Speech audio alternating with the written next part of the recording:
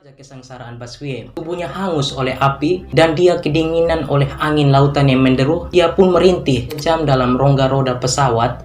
Jadi Baswedan dari Kupang ke Australia menderita selama 3 jam. Ia tertempel di rongga roda dan tampaknya hampir mati. Kata Jim Fleming, petugas jaga malam saat itu. Yo, what's up saudara semua? Selamat datang di IREX Kailo.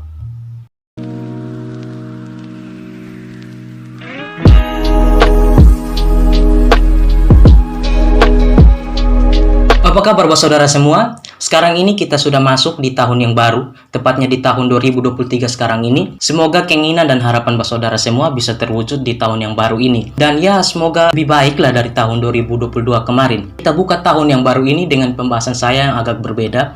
Pembahasan saya kemarin ya sadis dan creepy-creepy menyeramkan lah. Hari ini agak berbeda dengan pembahasan kemarin saya.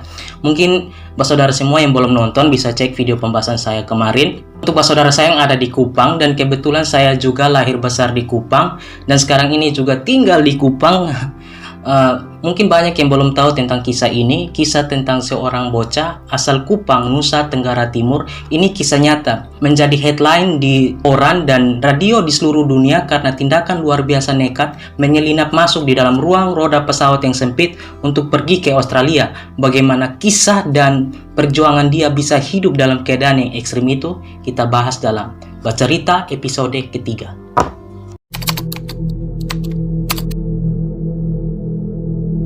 Bocah nekat asal Kupang itu bernama Baswedan. Baswedan pada waktu itu berumur 12 tahun dan dia adalah seorang anak yatim piatu dari Pulau Sabu. Sedikit informasi untuk saudara yang berada di luar.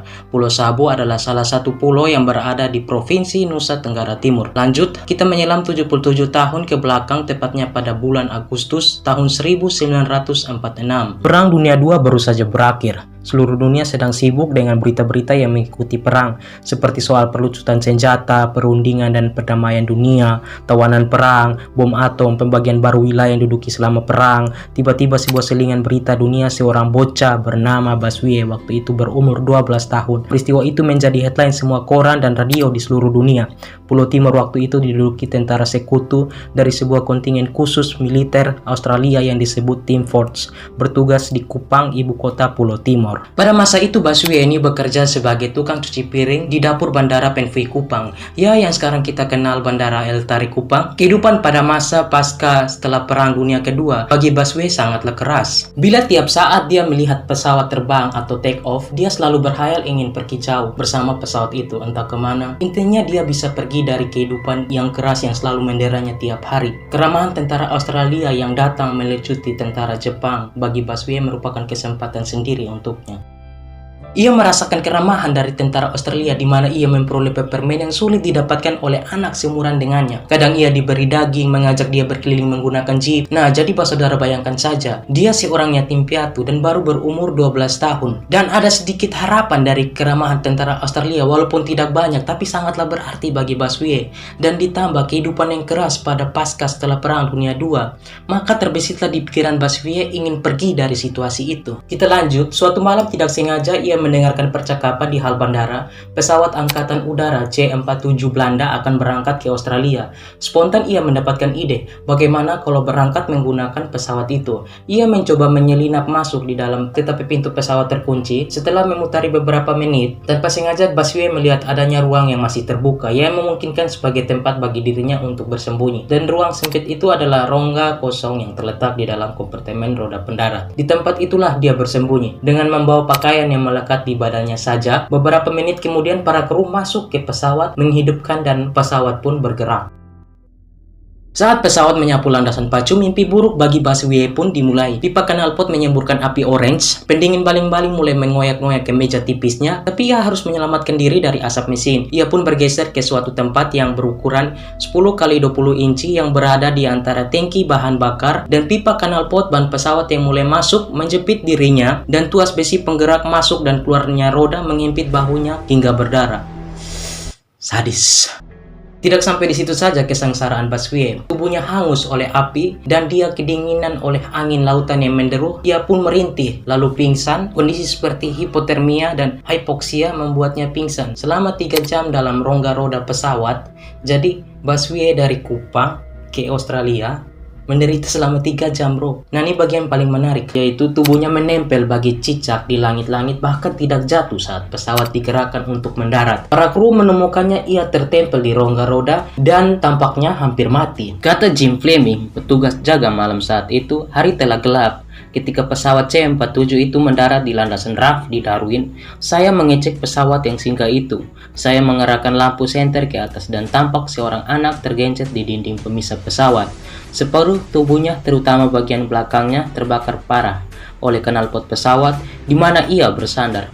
Sedang separuh tubuhnya membeku, tapi benar-benar tidak sadarkan diri. Biji matanya sudah terbalik sehingga yang tampak hanya kedua bola matanya yang putih, sehingga saya pikir dia sudah meninggal. Dalam keadaan tak sadarkan diri, sebagian tubuhnya terbakar dan luka besar menganga. Bas dilarikan ke rumah sakit selama kurang lebih 3 bulan. Para dokter dan perawat di rumah sakit Darwin merawatnya.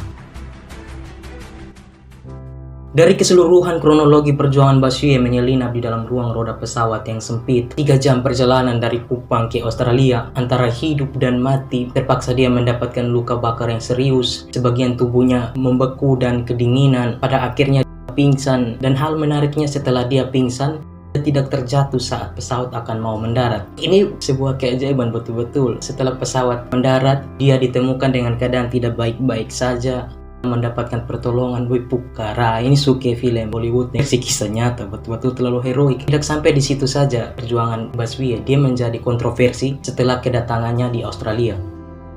Kebijakan Australia Putih yang sempat membuat Baswedan menjadi kontroversi. Setelah pulih dari perawatan di rumah sakit, keberadaan Baswedan menjadi kontroversi lantaran kehadirannya tidak direstui oleh pemerintah Australia dan harus dideportasi. Pasalnya negeri kanguru menerapkan kebijakan White Australia atau Australia Putih yang tidak mengizinkan siapapun tinggal di sana kecuali orang kulit putih. Wih, kebijakan waktu itu agak keras sih, mungkin kulit saya. Menurut aturan tersebut, keberadaan Baswedan dianggap bisa mengancam kebijakan Australia Putih dan khawatir orang-orang non-kulit putih seperti dirinya bakal masuk dan membanjiri Australia. Meskipun menjadi kontroversi, masyarakat Australia di waktu itu terbagi menjadi 2 kelompok, yaitu yang pro dan kontra terhadap keberadaan Baswedan. Jadi di sini ada 2 kubu yang saling selisih. Yang pro adalah sebagian masyarakat yang mendukung Baswedan tetap tinggal di Australia karena dilihat dari usahanya untuk datang dengan mempertaruhkan nyawanya.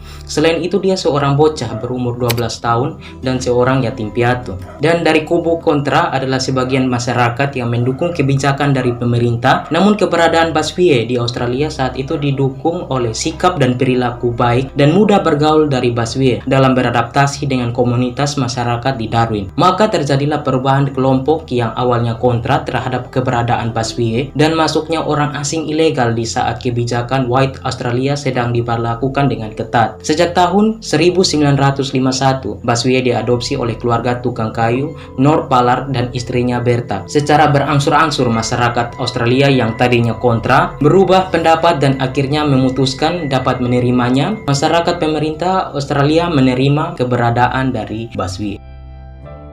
Baswedan diizinkan tinggal dan diliput oleh media lokal maupun media internasional sebagai The Kupang Kid. Baswedan dengan aksi nekatnya menyelundup di roda pesawat membuat dirinya dijuluki The Kupang Kid. Sosoknya pun banyak diliput oleh media setempat maupun secara global hingga membuat Baswedan semakin dikenal. Tidak kurang menjala terkenal Time dari Amerika membuat kisahnya di tahun 1958. Dan saluran televisi nasional Australia menayangkan kisah ini dalam acara This Is Your Life di tahun 1978.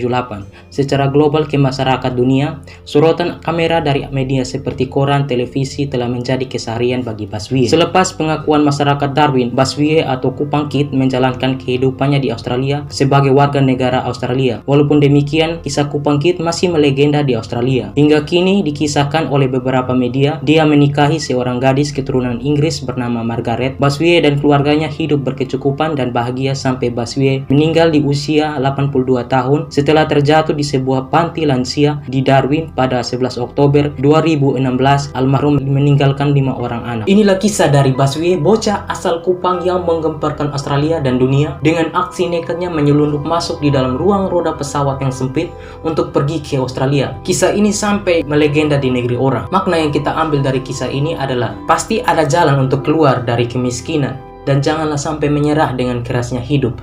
Inilah kisah Baswedan, The Kupang Kid dan perjuangannya. Akhir kata saya ucapkan terima kasih dan sampai jumpa pada video pembahasan berikutnya. Bye-bye.